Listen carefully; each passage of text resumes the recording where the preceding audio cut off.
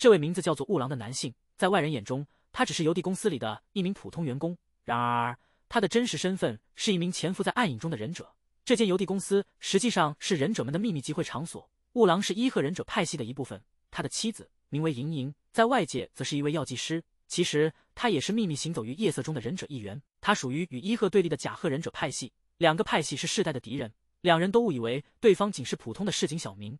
雾狼一听到妻子回家的动静，急忙把他那些忍者训练的工具全部藏好。接着，他假装刚从睡梦中醒来的模样，在妻子面前露面。有着敏锐感官的莹莹嗅到了雾狼身上传出的汗味。雾狼在惊慌中只能用睡觉时出汗来草率应对。随着时间流逝，他们的婚姻生活已经失去了最初的热情，同时也意识到了双方在生活习惯上的种种差异。在前往工作的路上，雾狼向他的一个同是忍者的朋友诉苦，他对同事幼树和谐的家庭生活感到羡慕。幼树掏出手机，展示了他那可爱女儿的照片给雾狼看。到达公司之后，上司正式宣布了幼树的晋升消息，他们约定晚上一起去庆祝这一喜讯。到了晚上，雾狼发短信给莹莹，告诉她晚餐不用等她。莹莹的妹妹在网络上作为网红小有名气，她通过扮演忍者的形象而受到关注。她们的姐姐则在马场中工作。在三个姐妹中，只有莹莹承担了忍者的血脉和使命。在与姐妹的交谈中，莹莹吐露了自己婚后的一些琐碎烦恼。她的姐姐甚至建议莹莹应该尽早考虑结束这段婚姻。那天晚上，餐馆里举办了一场忍者主题的特别活动。一位对忍者充满了浓厚兴趣的服务员，他对于忍者的生活方式充满了向往。雾狼纠正了服务员关于忍者手印的错误姿势，他随口指出忍者是不会穿那样服饰的。服务员充满好奇地询问：真的还有忍者存在吗？他们赶紧辩称那只是他们的一番想象。等服务员离开后，幼树向雾狼提议说他应该尽快生个孩子，可能会对夫妻关系有所帮助。在家中的雾狼回想起幼树的建议，他轻手轻脚地爬上了床，刚想有点动作，就被莹莹的一声晚安浇灭想法。第二天，上司让雾狼带新人，正是昨天的服务员雨良。雨良结印向雾狼打招呼，上司大惊。雾狼质问雨良是否知晓他的忍者身份，经过一番解释，终于让主管释怀。主管离开后，雨良马上开始观看直播。直播的主播竟是莹莹的妹妹天王盖地虎，小鸡炖蘑菇。雨良作为妹妹的头号粉丝，雾狼对这位充满中二气息的年轻人感到无奈。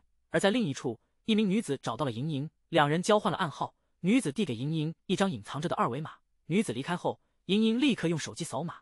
她的任务是揭露伊贺议员的药物滥用丑闻。下班后，莹莹回到了她的娘家，她开始准备行动所需装备，却发现家里有人。她的父亲出现在房顶，落地时显得有些不稳。父亲在年轻时也是位杰出的忍者，退休之后便沉迷于酒精。他对于莹莹继承忍者的身份感到内疚，自责不是一个好父亲。邮局内，广播播放了一首特殊的音乐，伊贺忍者们聚集起来，高层接到了情报，有刺客欲对议员发起攻击，他们安排忍者贴身保护议员。高层预测敌人可能来自甲贺一族，这对夫妇也即将迎来首次较量。美丽的女忍者为了爱情隐瞒了自己的身份，嫁给了一个普通人。婚后，丈夫沉迷于游戏，缺乏上进心，成为一个典型的遥控男。两人因家庭琐事爆发了争执，莹莹回到房间，悲伤的哭泣。雾狼在客厅回忆着他们的点点滴滴。第二天，莹莹跑步归来，邀请莹莹下班后去两人第一次约会的餐厅吃饭。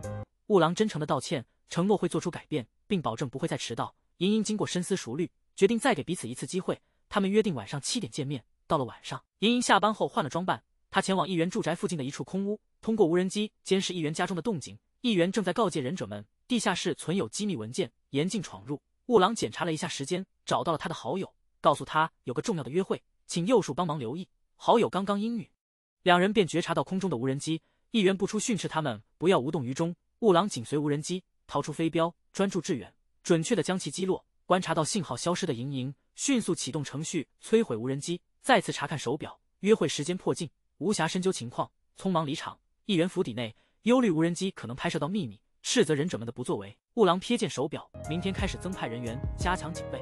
约会时间已逾，拉着好友再次寻求协助。上层紧急赶来通报，但在此之前需要通宵警戒，绝对不会让自己失望。雾狼听闻此消息，彻底失望。餐馆内，莹莹不断的喝水等候，心生离去之意，却想起雾狼晨间的承诺，决心耐心等待。接到雾狼无法赴约的短信，最终带着失望离开。次晨，疲惫不堪的雾狼归家，发现家中人去楼空，餐桌上留有一张纸条，竟是离婚协议的通知。雾狼慌张中不断尝试联系莹莹，却杳无音信。雾狼找幼树诉苦，幼树安慰雾狼保持乐观，并向雾狼透露一则消息：小叶即将归来，是雾狼的旧情人，同时也是伊贺族首领的孙女。深夜，雾狼在护卫议员时，依旧频繁检查手机，但没有任何讯息。议员在房内审视文件，身后身影悄然逼近。庭院中，雾狼试图联系其他忍者，却一无所获，感觉事态不妙。忍者保镖们全部被一名黑衣人击倒。雾狼至庭院外侦查，一名忍者倒在车边，脖颈上有被吹剑麻痹的痕迹。那时，黑衣人已越墙离去，迅速转身逃逸。雾狼全力追逐，黑衣人即将消失于视线之外。雾狼从袖中取出飞镖，心中默念：刀尖如双马如流，何以抗衡我之锋芒？瞄准后直接扔出，却被黑衣人一个闪现躲过。雾狼大惊，究竟是什么人能躲过自己的飞镖？再次回到议员家里，雾狼和右树找遍房间，不见议员踪影。右树猜测可能是在地下室，两人撬开门锁进去查看，却发现议员已经断气。另一边，黑衣人躲过追击后摘下面罩，果然是莹莹。日积月累的琐碎让女忍者对婚姻彻底失望。莹莹向妹妹抱怨，妹妹虽然没见过姐夫，却觉得姐夫是好人，提议姐姐向雾狼坦白忍者身份。姐姐一口拒绝，告诉妹妹，你所谓的好人和神经大条反应迟钝是同义词。抬手间，妹妹看见手上的伤，莹莹说是昨天的任务造成。原来莹莹本想找到议员嗑药的证据，探查地形和潜入都很顺利，但是进入房间后发现议员已经中毒而死，自己逃跑时被人发现，也被怀疑成凶手。妹妹问对方的武器是什么，莹莹说是飞刀型忍者镖。妹妹嘲笑，在这个年代还用忍者镖，伊贺也太土了吧。公司里，雾狼向上级汇报情况，议员被谋杀，门锁没有破坏的痕迹，嫌疑人能躲过自己的忍者镖，可能是甲贺的人。上级表态，两个派系互相制衡多年，但是杀人是绝不允许的，甲贺破坏了规则，伊贺必将采取行动，一定要在警察前抓住凶手。会议结束，雾狼联系莹莹，始终无人接听。右树过来开导，劝雾狼在事业上有所成就，莹莹或许会回心转意。早上，雾狼在莹莹工作的药店门口等待，莹莹赶来后拉着雾狼来到公园。雾狼对莹莹说，社会有形哥有样，哥想和你处对象，自己已经深刻反省，会做出改变，不乱丢东西，细心整理家务事，全力以赴工作中。上司办公室，雾狼提出请求，恳求上司分配给他那一带的邮递任务，以便调查议员之死。上司点头，提出条件，必须携带那位实习生，只有雾狼能够驾驭这位新手，嘱咐雾狼切勿暴露自己的真实身份。抵达附近住户门前，雾狼借工作之名巧妙询问那日发生的一切。然而很明显，宇良对八卦新闻更感兴趣，更是消息收集的高手。临别前，他还在社交媒体发布求助，询问有无人见过无人机。雾狼请求宇良解开无人机之谜。回家后，雾狼查看手机，仍未收到莹莹的任何回应，甚至消息仍是未读。沮丧中躺下，又想起自己的诺言，站起身，开始忙碌打扫，将自拍发向莹莹。莹莹家中，父亲叮嘱女儿要小心，一旦身份泄露，甲贺将切割关系，放弃莹莹，唯有揪出真凶，方能洗清嫌疑。次日，父亲外出修炼，大姐正好回家看望，三姐妹欢聚。莹莹忙于烹饪，手机在桌上响起，姐姐不经意点开，莹莹急忙阻止，却还是迟了，消息全变已读。莹莹借机浏览，尽是平常问候以及雾狼的改变，心头掠过一丝暖意。这时，姐姐建议去忍者主题酒馆。另一方，下班的右树邀雾狼共餐，雾狼婉拒，称早晨未及整理居室。右树透露为雾狼准备了惊喜。酒馆内，二人坐定，雾狼习以为常地掏出手机，激动地发现莹莹已读消息。与此同时，三姐妹也抵达此酒馆。莹莹手机再度响起，打开一看，是雾狼的信息和一个傻气的表情符号。消息终于被看见，莹莹脸上浮现久违的笑容。服务生迎来招待3位客人，踌躇片刻的莹莹找借口说家门未锁，转身匆匆离去。女士刚踏入酒吧，便转念寻夫，却不曾料到丈夫正坐在此处，与旧爱举杯言欢。雾狼坐在角落，正情绪高昂。当一位女士走向他们的桌子，右树招手让小叶坐下，这是右树给雾狼的意外惊喜。3年未见，小叶对雾狼依然心存牵挂。右树透露雾狼已婚的消息后，小叶得知雾狼妻子留下离婚书便消失了。莹莹回家，望着屋内一片狼藉，再度心生失望。正想离开，却瞥见书架上自己珍爱的著作，修补的虽不完美，但依旧带给他一丝温情，如同他们的关系，尽管历经波折，只要肯努力，或许还能回到从前。莹莹竖起头发，准备整理屋子，突然耳边捕捉到丈夫归来的声音，随即听见一名女性的谈话。莹莹掀开窗帘，心头一片茫然。外头的雾狼见到屋里灯火通明，兴奋地跑向房间，却被莹莹冷冷一句打断：“我只来取离婚协议书。”雾狼吃惊地问：“你真决心离婚？”两人争执再起。雾狼表明不想离婚，希望莹莹复归，强调自己一直在努力。莹莹审视着杂乱的房间，对雾狼的言语报以怀疑。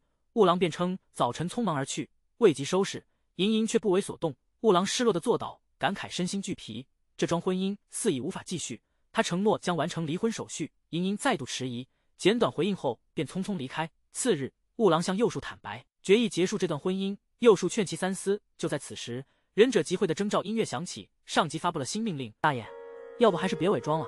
数日后的慈善盛会上，假装植入炸弹，伪造恐怖袭击的假象，以诱捕贾贺的忍者。与此同时，莹莹在路边买早餐，老板巧妙地示意了暗号，笑意不自禁地溢于言表。莹莹目光投向墙壁的旧影，一番确认后，对方的身份得以确定，将钞票交至老人手中，换来的是一张密布信息的二维码。莹莹的职责是预防即将发生的恐袭，在慈善盛会上，忍者夫妇必须行动，引诱出隐藏的敌对忍者。但莹莹万万没想到，他的对手竟是自己即将离异的配偶。组织者让大家以志愿者身份进入现场，要求装扮整齐得体，与亲朋好友共襄盛举。雾狼以妻子不擅长这类社交为由推脱，组织者鼓励雾狼劝服妻子参加，这让雾狼陷入两难。雾狼向朋友倾诉，右树给出了建议：如果妻子不配合，就以拒绝离婚相威胁；如果能在活动中捉到敌人，将功名在握，升迁加薪，登上事业巅峰，也许妻子会对他们的婚姻重新考虑。话音未落，就迎面遇上了实习生，他们担心谈话内容被旁人听到，急忙辩称只是在讨论一个虚构的故事。宇良取下耳机，好奇他们在谈论什么。原来他只是专注于自己的直播，并未注意到他们的交谈。而另一边的莹莹正为如何潜入活动现场而苦恼。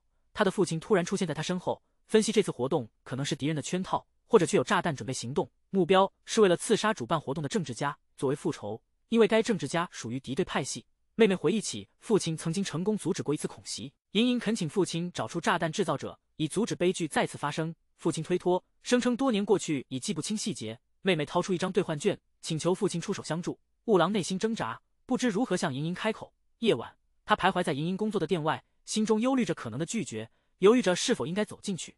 莹莹结束工作准备离开时，偶然听到了同事与雾狼的交谈，上前握住雾狼的手，两人一同踏上归途。雾狼鼓足勇气，展示了邀请函，恳请莹莹出手相助。他审视后毫不犹豫地答应了，嘴上说着仅限于这个活动，心中暗想这样就能光明正大混进去了。回到家后，莹莹问起父亲调查的进展。敲门声响起，帅气的外卖小哥走了进来，两人对过暗号，小哥拿出一张外卖单，随后便是一番手语。莹莹扫描外卖单上的二维码，得到一个人名和一个地址，翻伪装后开始行动。活动的前一天，莹莹穿着礼服回到雾狼的家里，雾狼注意到莹莹额头的淤肿，莹莹谎称不小心撞到墙上，其实是昨晚在制服对手时受伤。雾狼一番责备后，拿出纱布为其敷上。晚上，莹莹在沙发上整理被子，雾狼疑惑地问莹莹要睡沙发吗？莹莹回答不是我，是你，毕竟都要离婚了，不能再睡一间卧室。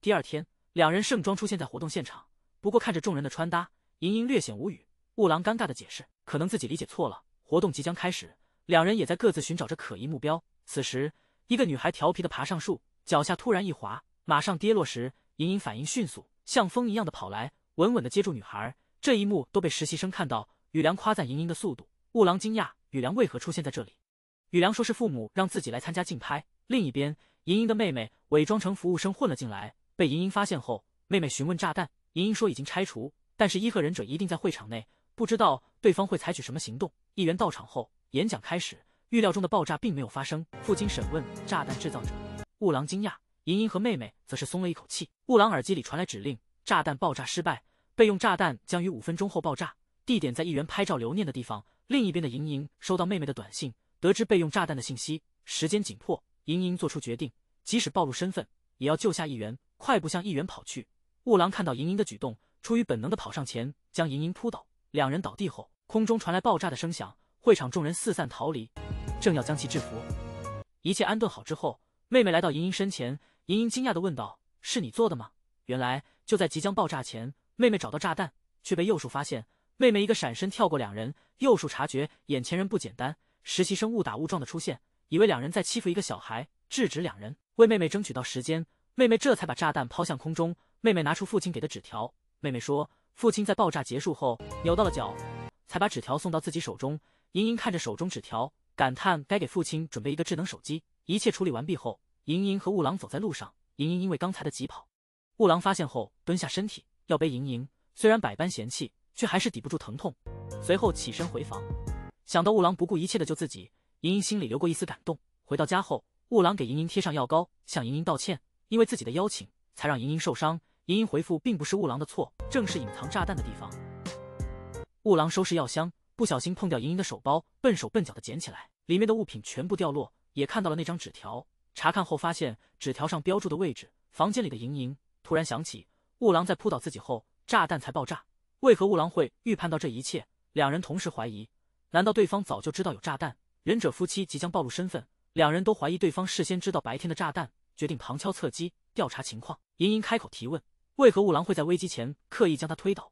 雾狼的视线不安地在莹莹脸上流转，心急如焚地构思借口，撒谎说是看见议员背后的展板快要倒下，为了保护莹莹才奔向他，借口显得荒谬，连雾狼自己都知道这理由太牵强了。莹莹却在回想当时妹妹的冲突，松了口气，妹妹未被揭穿，便选择信任雾狼。接着雾狼拿起莹莹的手提包，含蓄地问及包内的地图。莹莹心头一紧，犹豫了片刻，解释地图上的标记是想去的打卡地点。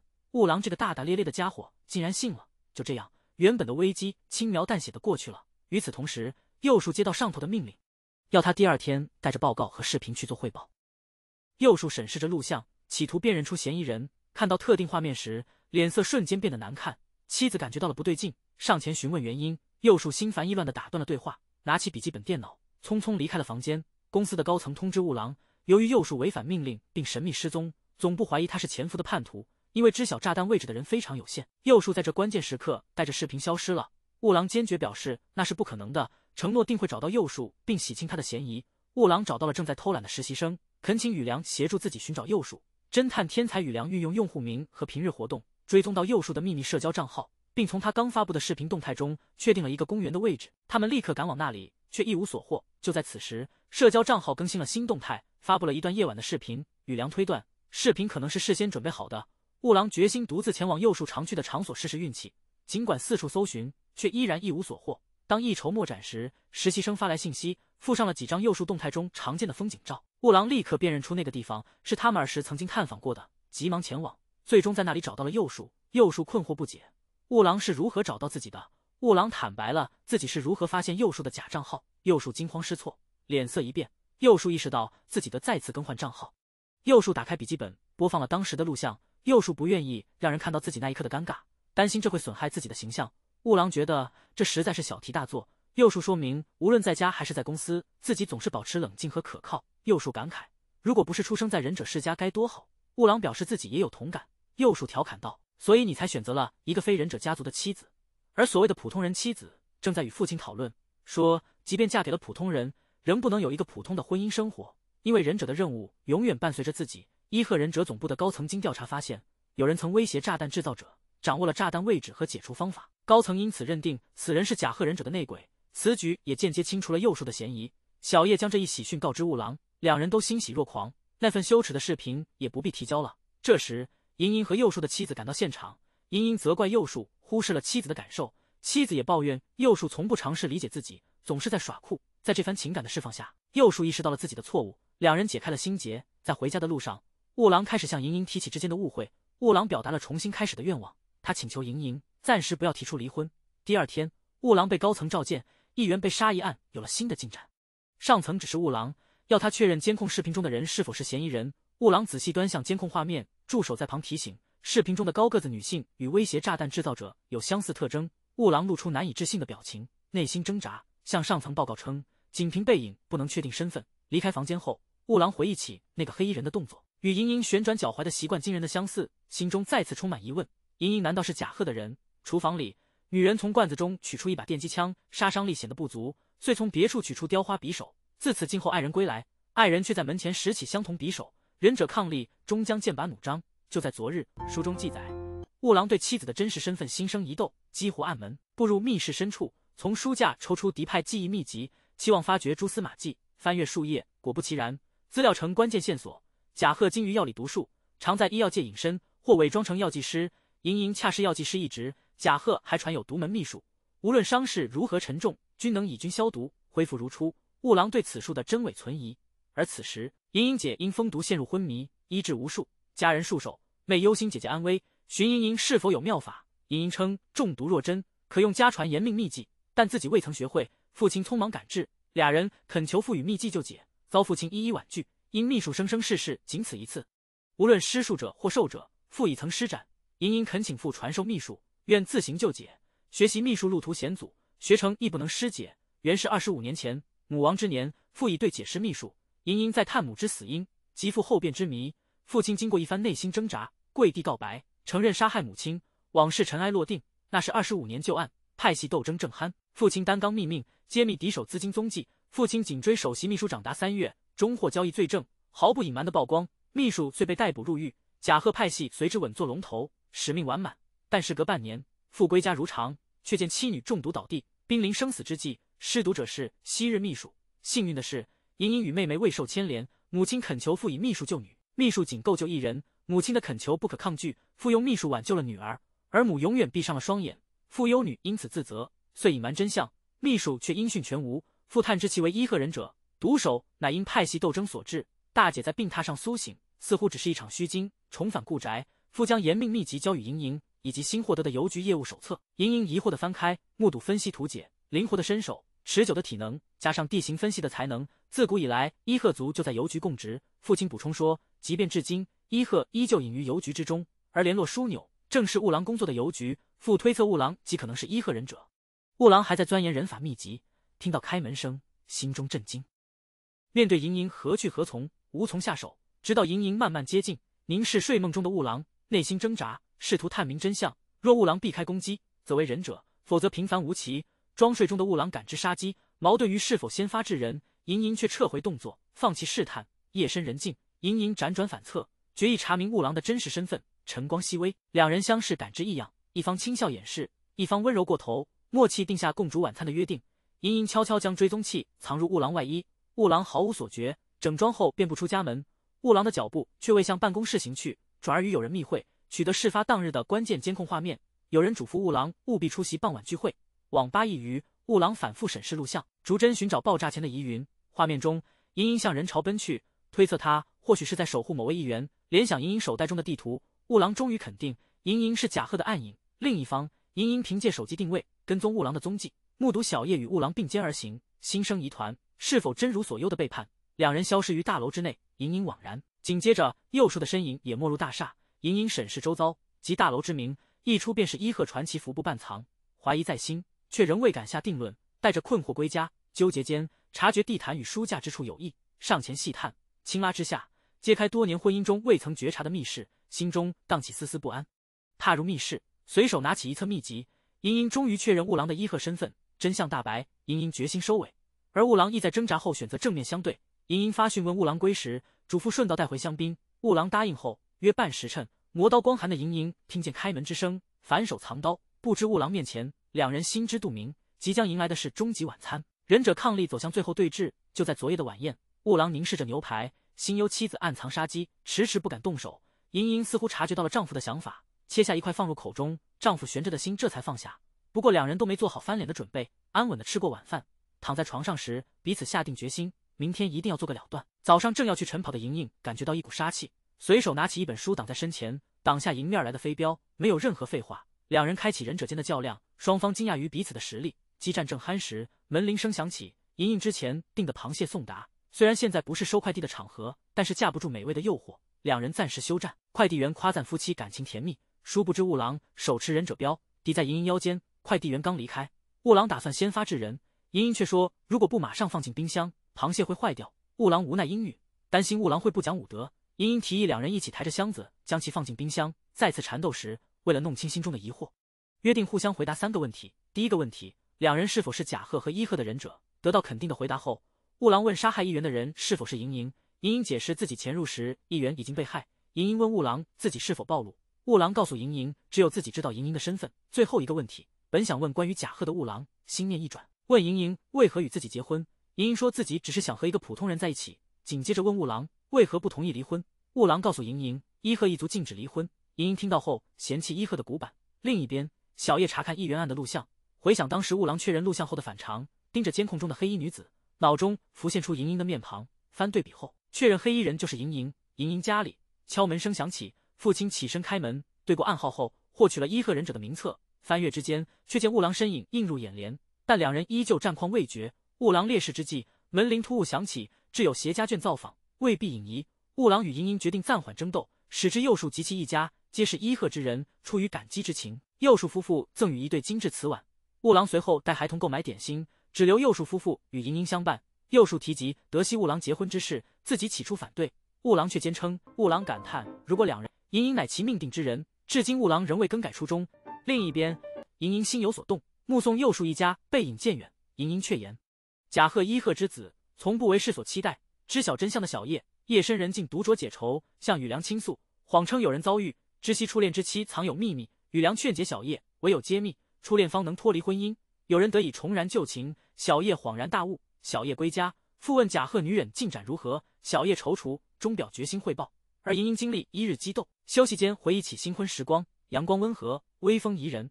而雾郎则凝视熟悉庭院，缅怀过往甜蜜瞬间。雾郎欲与莹莹紧拥，莹莹悠饮料洒，拒绝了拥抱。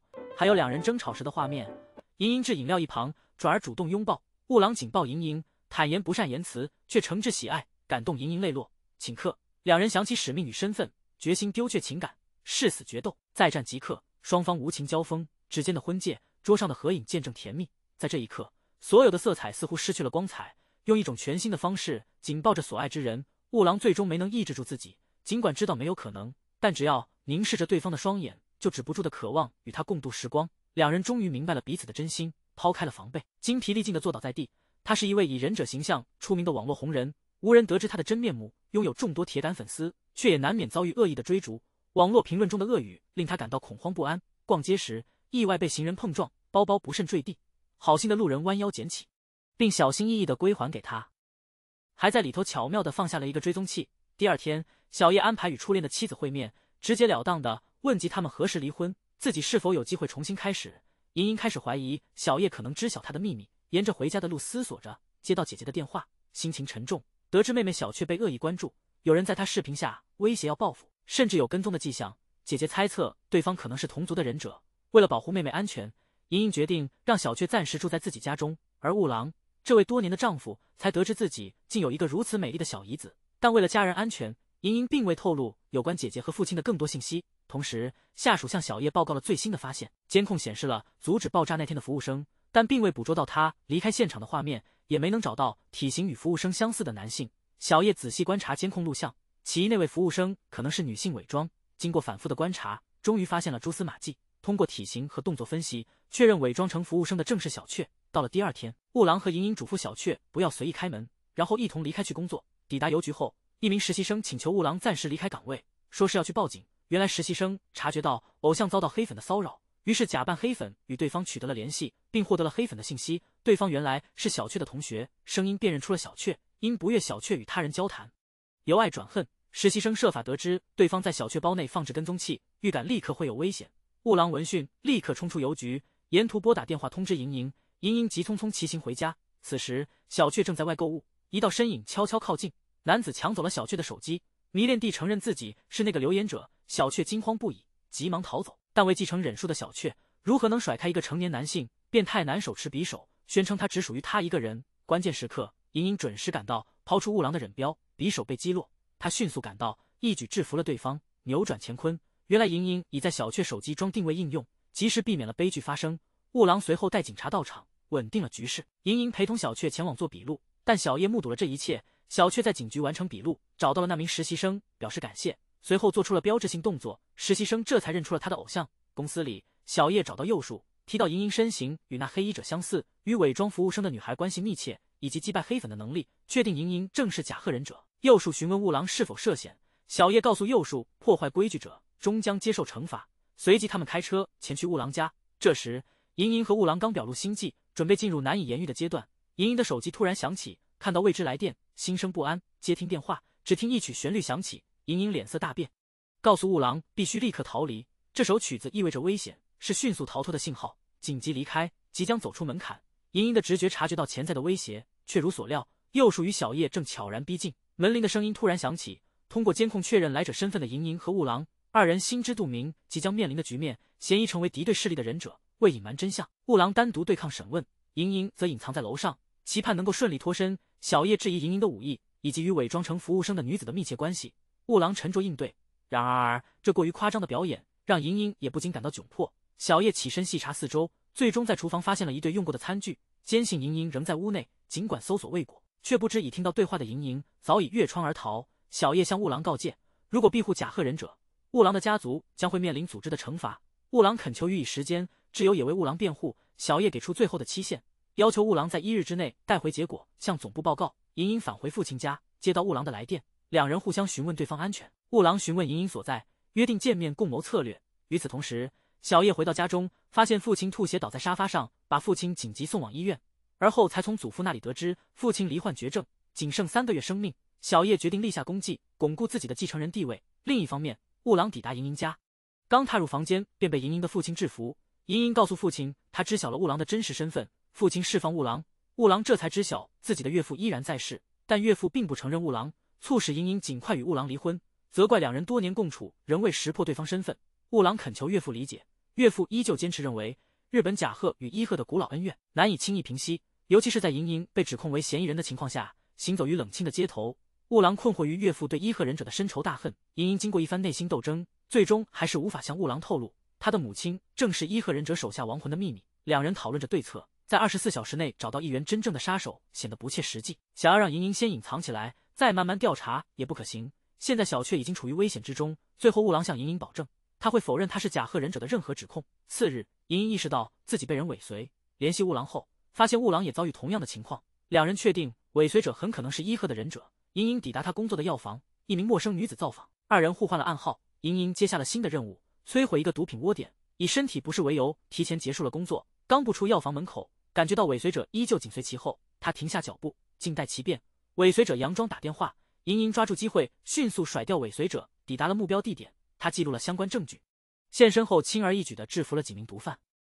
从头目那里得知，被害的议员曾是他们的重要顾客，在威胁之下获取了议员手下当时的交易视频资料。在莹莹家中，姐姐找到了他们的父亲，透露被害议员曾因赌马比赛前往马场观赛。父亲对此感到疑惑，议员的赌博和毒品资金来源让人质疑，特别是在他升迁之前，他的家族并不富有，仅仅是个下级忍者，和雾狼一样。姐姐此时才明白，雾狼原来是来自伊贺的忍者。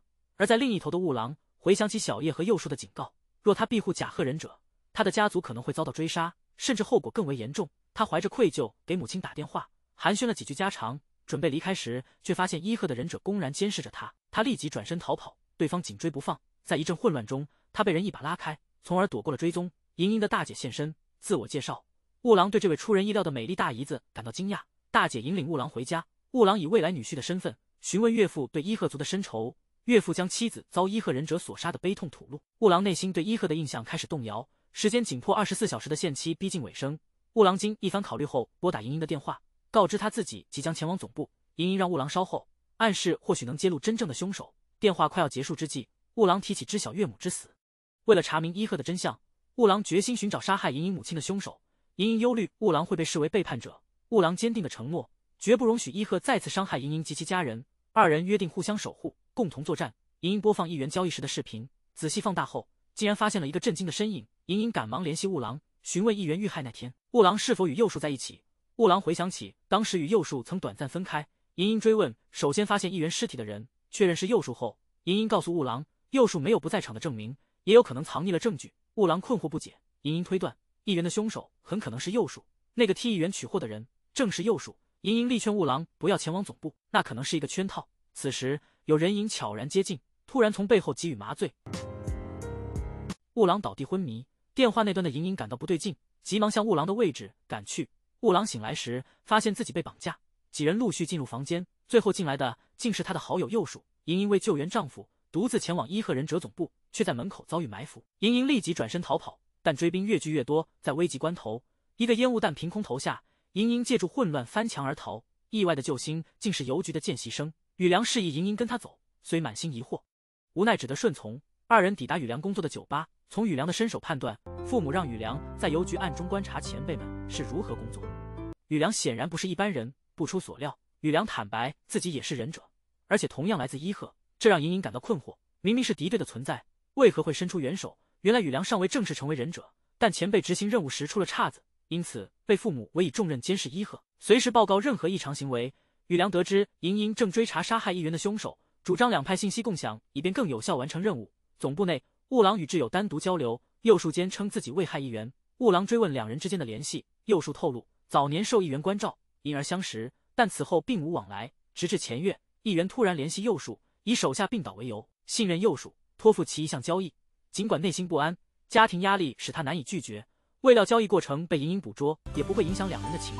雾狼松了口气，朋友并无罪责。幼树向雾狼表明，即便他背离伊贺，自己也无法助他对抗组织。若伊贺视雾狼为叛徒，自己也必须执行追捕。另一方面，莹莹困惑如何接近议员周边人士，一通宇良的电话轻松解决难题。莹莹改头换面，随宇良寻访议员前秘书，了解议员当时的财务窘迫，从另一个 NPC 那里得到线索。议员的司机曾目睹议员某些活动，然而议员身亡后，司机随即辞去了工作，因此他目前的下落成谜。莹莹与宇良在街边坐下，分享调查成果。被刚归来的小雀目击，在小雀看来，宇良似乎在与某女子调情。小雀满腔怒火地接近二人，却惊觉那女子竟是自己的姐姐。三人一同回到莹莹的住所，宇良这才得知莹莹与小雀的姐妹关系，一边感叹命运的奇妙，一边对小雀示爱。突然敲门声起，莹莹与快递员交换暗号，接过了议员司机的住址信息。可司机只是个普通人，莹莹苦思如何让他吐露真相。小雀提出了一个计划。次日，莹莹和宇良信心满满地出现在司机面前，展示伪造证件，声称需要调查议员的不法行为。私下里询问司机，司机在莹莹气势的逼迫下连连退步，坦诚曾多次驾车带议员前往偏远山村密会他人，曾在一次告别时听到他们约定在议事堂再见面。莹莹和宇良推测对方或许是另一议员。宇良拿出手机让司机从议员名单中辨认，司机无奈地开始翻阅。莹莹借机教授宇良假贺忍者的基本技巧，以消磨寻找的时光。不久，司机找到了那位议员，两人凑头一看，都感到震惊，居然是爆炸当日的议员。假贺派系的人，两大敌对派系议员的交集令人疑惑。伊贺总部内部，由于雾狼一直未透露莹莹的行踪，领导层决定从明日起不惜代价也要逼出雾狼的话。接到命令的小叶走进关押雾狼的房间，提议交易。事实上，小叶也对伊贺的现状存疑。受制于组织内的守旧性别观念，小叶一直未得到重用，他希望改变这一现状。小叶提出让雾狼入赘的请求，这样一来，雾狼可以从下忍晋升为上忍，登上人生的巅峰，莹莹的自由和安全得到保障。夜晚，总部大楼突遭电力故障，雾狼立刻起身调查，身后突然被一影子环抱。关心雾狼安危的莹莹请求宇良切断电力，悄悄潜入此地，计划带雾狼逃离。雾狼回忆朋友与小叶的劝告，不想让莹莹陷入危险。挣扎后，紧拉莹莹热烈相吻，决心已定。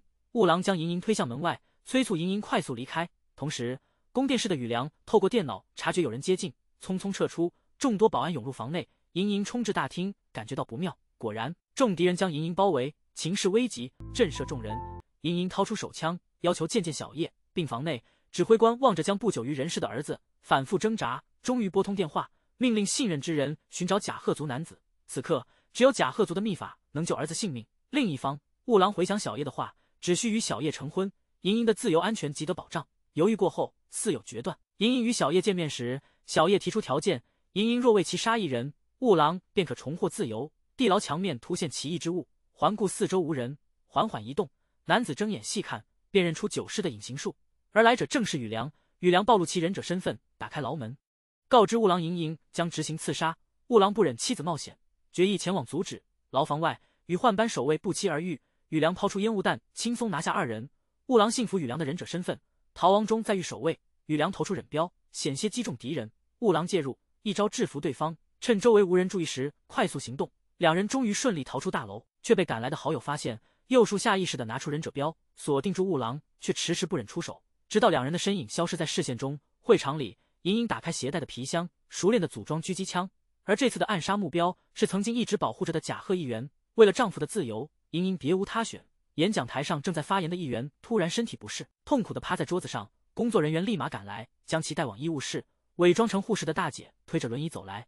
为了不让莹莹犯罪，姐妹们似乎有了新的计划。而旁边的长发秘书正是妹妹小雀。两人对视一眼后，灯光突然熄灭，在一片漆黑中顺利解决掉议员的手下。莹莹假扮的医疗人员已经等候多时，三姐妹带着议员刚刚离开。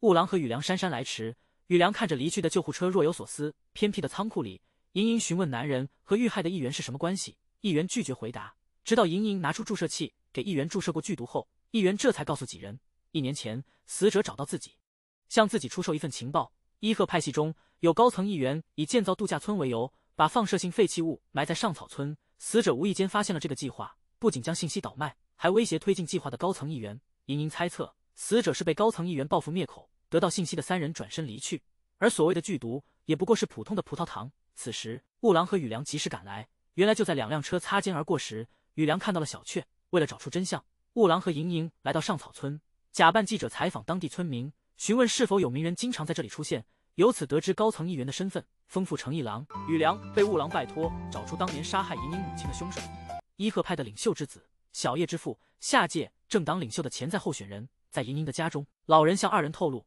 凶手掌心有一道深刻的疤痕。宇良回忆起15年前随父母出席宴会，深夜曾目睹过那个人的面孔，立刻查找那次宴会的来宾名录，但未发现凶手的姓名。雾郎与莹莹探访被害议员住所寻找线索，但是以两人的身形都无法通过如此狭窄的通道。在一番搜查之后，莹莹注意到一个隐藏的通风管道，断定凶手就是通过此路进出的。谁会是丰富成一郎的委托人呢？与此同时，宇良向父母寻求帮助，得悉那拥有疤痕之手的男子身份竟是丰富成水伊贺的领导者。在这期间，领导者收到手下报告，小叶取走武器后离开了保管库。雾郎与莹莹刚离开议员的住处，雾郎突感杀气逼近，停下脚步转身，目睹一道闪过夜空的飞镖，果断地跃到莹莹面前，挺身接住那致命一击，接着痛苦地倒在地上。莹莹满怀怨恨地盯着投标者，正是小叶无疑。忽略面前的敌人，莹莹崩溃地呼唤雾郎，最终雾郎在他怀中失去了意识。为展示体力，男子背起妻子开始做俯卧撑，遗憾的仅撑起3次便精疲力尽。莹莹也并未说出将雾郎打伤的人是其初恋小叶。雾郎的重伤过了3天，总算从昏迷中苏醒。夫妇俩短暂的宁静生活后，重启追查真相的征程，但一离开藏身之所，便发觉有人暗中尾随。低声策划后，双双分散逃跑。莹莹摆脱追踪，及时与雾郎会合。夫妻2人皆是忍者世家的精英，联手轻松击败眼前敌人。但至停车地点，新一波敌人出现，整齐持镖，危机四伏。关键时刻，一辆车驰来救援，置身纷争之间，两人成功摆脱困境。对救命之恩，莹莹深表感激，却意外地认出救命恩人是自己的老板。原来老板也是隐藏在暗处的甲贺忍者。莹莹回家，接收到一个神秘快递，扫描2维码，一地址显现眼前。雾郎辨认出那是伊贺首领的隐秘庄园。小雀心存忧虑，担心是圈套，但为了追求真相，两人决意亲自探访。小雀想到父亲遗留的 USB 存储器，其中存有议员遇害、凶手离场的视频证据，视频揭示行凶者居然是小叶。次日，2人抵达首领的庄园，翻越高墙。潜入之际，一道沧桑的声音迎面而来。首领已经等候许久，面对面，首领核实莹莹身份之后，众多忍者骤然现身，将2人围在中心。雾郎发现其中有位挚友，右树的脸上流露出内疚之情。首领开口提出要求，希望莹莹运用家传秘法救治自己的病子，作为交换，放他们自由离去，否则两人别想脱身。莹莹却提起即将举行的政党选举，伊贺的议员即将被提名为首相。莹莹推测，丰富成一郎为了政治利益，在上草村非法埋藏放射性废料，为换取选票，不惜接受污点，被赤卷议员胁迫，结果导致了杀机。为了消除证人，便委托莹莹暗杀丰丰议员。首领坦言，为了伊贺的未来，不惜一切代价，迫切催促莹莹施展延命之术。莹莹却泼出冷水，告诉众人该术已无效，因为5天前已为救治雾郎使用过1次，原来是雾郎不慎中了小叶的毒镖。莹莹发现毒性极强，及时施用秘术挽救了雾郎。首领却不信其言，强迫莹莹不计代价也要救治自己的儿子。雾郎严厉斥责首领，指出其仅为了私欲利用伊贺。莹莹随即拿出议员遭遇不幸的那一晚的证据，现场留下了小叶的蛛丝马迹。众人逐渐揭开了事实的面纱，小叶无助地投向爷爷的目光。统帅斥责小叶擅自决断，小叶提及爷爷曾许下的诺言，完成使命即可继承领导之位，统帅却在关键时刻食言。历史未曾有女性担任领袖之事时被提及，小叶方恍然大悟。统帅为左右莹莹下达了命令，忍者群起而攻之，雾郎节节败退，右属勇往直前，与雾郎肩并肩战斗。同时，莹莹面临着危机，统帅紧急要求莹莹进行手术，雾郎被束缚，关键时刻显现转机，龙兵现身如救星，解救了女儿，宿仇在御，情绪激昂，两大敌对势力展开激烈冲突。统帅宣称一切为了伊贺的利益，牺牲亦在所不惜。龙兵愤怒地反驳统帅的言论。雾郎与右树此时已解决对手，统帅意识到败局，放弃了抵抗。莹莹在一旁静候父亲的裁决。龙兵经过深思熟虑，决定饶恕统帅，质问失去忍者精神的统帅，称他不值得一死。莹莹理解父亲的意图，上前教诲统帅，强调忍者以同伴为重，非为私利而牺牲。言语交锋后，统帅似有所觉悟，宇良赶到，告知众人已上报情况，伊贺的内部调查团即将抵达。龙兵听后，与女儿告别，先行离去。莹莹经过挣扎，与雾郎情深意吻，告别。不久，雾郎收到邮递奇缘，内含2份便当与情书1封。莹莹不愿雾郎因他放弃忠诚，期盼甲贺伊贺敌意尽逝，迎来重逢之日。莹莹嘱咐雾郎活得精彩。2年飞逝，世事变迁，丰松议员荣升首相，丰富家族遭放逐，丰富成一郎辞世，小叶向法律自首，雾郎一如既往的在邮局担任下人。集结的铃声响彻云霄，忍者们集合。晋升为局长的右树宣布今晚于总部迎接新任统帅。伊贺忍者们当晚齐聚一堂，意外的新任统帅是位女性，她竟是宇良的母亲。新统帅上任首要之务，宣布废止忍者等级制度。悟郎按惯例，假日时分回到与茵茵初识的鱼湖边，重塑相遇前的日子。那时，一道熟悉的身影悄然现身。